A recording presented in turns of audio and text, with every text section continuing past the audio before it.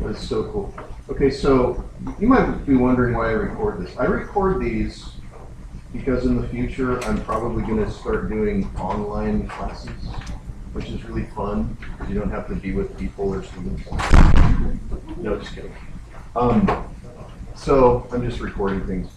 Anywho, I just want to say thank you for the papers.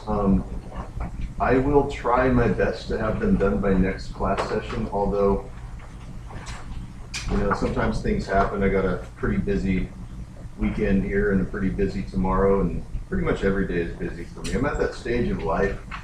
I got 2 boys, 6 and 8, and I don't know if any of y'all have kids or whatever, but dude, yeah, you know what I'm talking about. So, yeah, I'll do my best.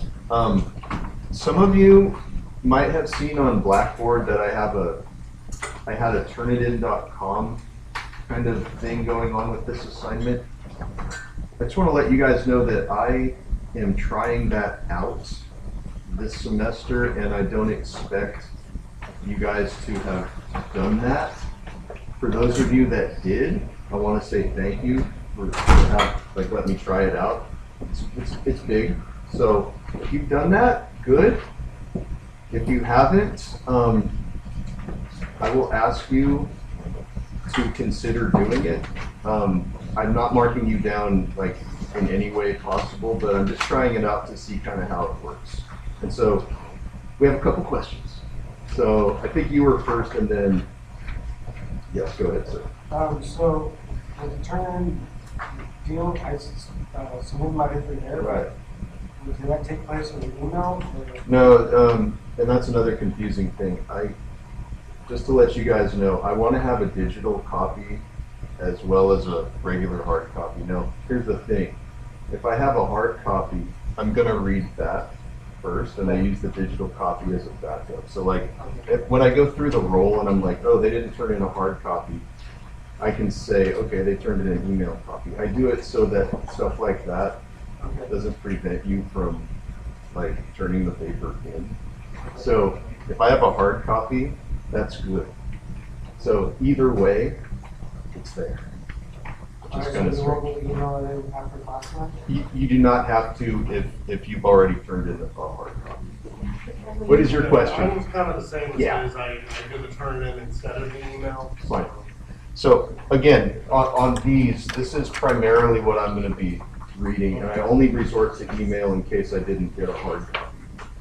So that's why I do what I do. It's kind of crazy, but if you were me, I know you'd all like to be me. It'd be awesome. But if you if you understand it from my position, I'm one of these people that's very paranoid about stuff, like totally paranoid. It's kind of sad, frankly. And I'm always worried about every eventuality, so I want to make sure that I at least get the paper in some form. So that's kind of like why I do what I do. So anyways, thank you for doing that. Again, I'll try to have those all completed for you by next week. And if I don't, I'll try my best. So tonight is a good night. We're going to get into the well, basically, I just wanted to kind of just do some recapping from chapter 5, and then what we're going to do is we're going to get into chapter 6, and then spend a little bit and then at the very end of the class period, around 8:20 or so, we're going to do the quiz for chapters 5 and 6. So everything is kind of fast. The semester's going by quick here. So there we go. Before I get started with the PowerPoint, I just want to kind of just do a little something up here where I draw a little bit of a picture for you to kind of I guess depict kind of what's going on here, and hopefully it'll help you understand some of the things that are happening. So let's try this. Okay, so basically, here's where we've been so far. We have England, and this is a terrible picture of England. It looks like a bean. Anyways, England is over here in Europe, and remember that they have set up these colonies. right? Basically. And some of it they've done by themselves, and some of it they've gotten from other countries and other places, you know, specifically like New York and New Netherlands and places like that. So, and over here, this is supposed to be the United States, don't laugh, okay? But anyways, so Great Britain, England, whatever you want to call it, the colonies, we've got 3 regions. We've got the North, Middle, and Southern colonies. And what has started to happen, let's try to go back and talk about 3 distinct eras, right? Just to kind of like go back. So basically what we have through from 1500 to 1600, or I'm going to say from about 1500 all the way to 1700, that era is where you have colonization and settlement. You know, people are coming over, immigrating in, coming to the New World for all kinds of reasons and stuff. Okay? Now, England has a very different model, you know, of colonization than other nations do. Yes, Betsy. And one of the things that I think is very important to understand, especially for these couple of chapters, is England treats their colonies differently than Spain does or France does. And the big difference has to do with this. I'm going to write down a word. It's an important word. I'm going to make it super big. It's called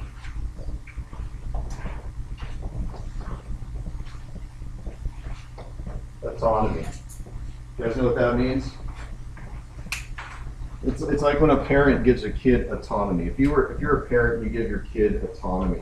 What does that mean? Choices, yeah. These colonies, very much, most of the time, have the opportunity to make the kinds of decisions that they want to make. Now, England still owns them, okay? But they all differ in how they basically run themselves. Like New England has a very different government structure than like the southern colonies do, than the middle colonies do. These colonies are very distinctive, and they've grown in some ways apart from England. Okay, and that's one thing that we need to really understand, is that they're growing apart from England, but yet they're still part of England. You know, it's like, and I'm experiencing this with my kids. You know, it's like the more they grow up, the more they have more choices, and the more I have to give them choices, right?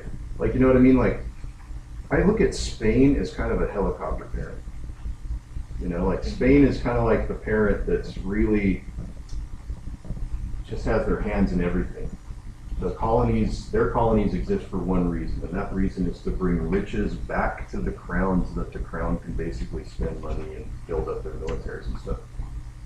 England is interested in that too, but their reach into the colonies as the colonies develop isn't micromanaging everything they do. These colonies are allowed to develop distinct civilizations and cultures apart from England.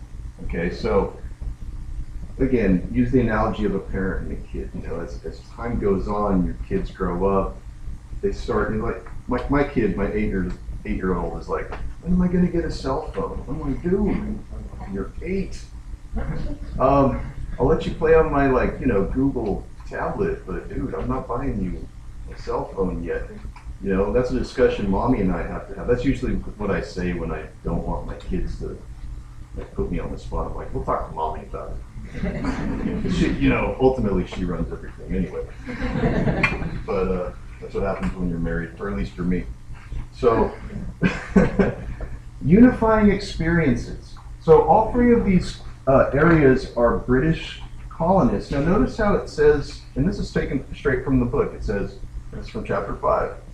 What were the unifying experiences for British American colonists? Notice how it doesn't say British, and it also doesn't say American. There's an identity here that they are British and American at the same time. So what are some of those unifying experiences? Well, one of them has to do with commerce, and consumption. And so let's talk about each of these. Commerce.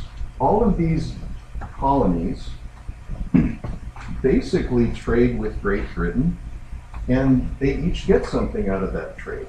So there's a back and forth trade. So I'm going to draw some pictures. We're trading back and forth, la-di-la-di-la. We're producing things, tobacco, coming back, selling back.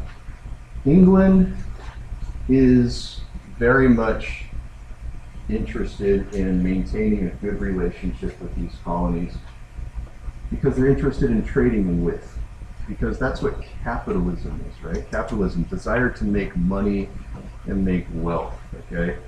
Again, this is way different from Spain. Spain tries to control everything that comes out. Britain's more interested in trade and commerce. All of the regions are part of that whole model there. Other things that are happening, consumption. Both the colonies and England are consuming goods from each other. For example, I'll give you a statistic here. British exports during the years of 1700 to 1770, British exports are increasing by 8 times, going from here to here, because there's a nice little relationship. They produce stuff, we buy it, we produce stuff, they buy it, and back and forth. It's international trade.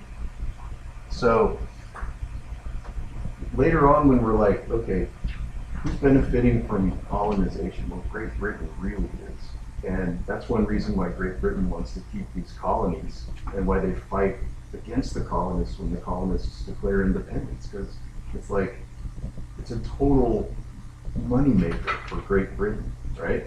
And everybody benefits. And so, yeah. Also, some other unifying factors have to do with religion, class, and status. Most of the English Americans, I guess you could say, the British Americans, are primarily like middle class people. There are people on the fringes. There are poor people, there are rich people, but most people, it's kind of a big middle class kind of culture. And even all the people we learned about last week coming to the colonies fit into that middle class mold, you know, that hardworking class of people, like the WASPs, as we were talking about last week, who are coming into like Pennsylvania, New Jersey, and stuff. And so, like, very much all together in some ways, and very much benefiting from colonies or from the colonial trade. Religious-wise, and I'm going to get to that in a second. But religious-wise, let's talk about that for a moment. In terms of religion, what kind of religions do we have in the colonies? The one constant that we can really say that most people are Protestants, okay?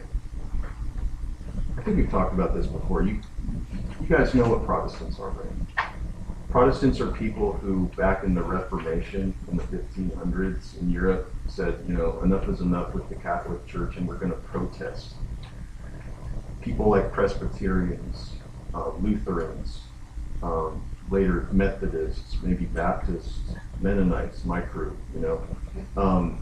People like that, Protestants, that's the dominant religious group in the New World. Although I must say, as time goes on, the grip of the church kind of loosens a little bit, and what you have in colonial America is a culture that's not necessarily church-going all the time. I'm going to call it lukewarm Christians, okay, if that makes any sense. People that, you know, believe there's a God, but they might not make it to church every Sunday because they got stuff to do, like watch football. No, they didn't watch football that time. But you know what I mean? It's that kind of thing that's going on. Now, another thing that's happening too that I got to talk about is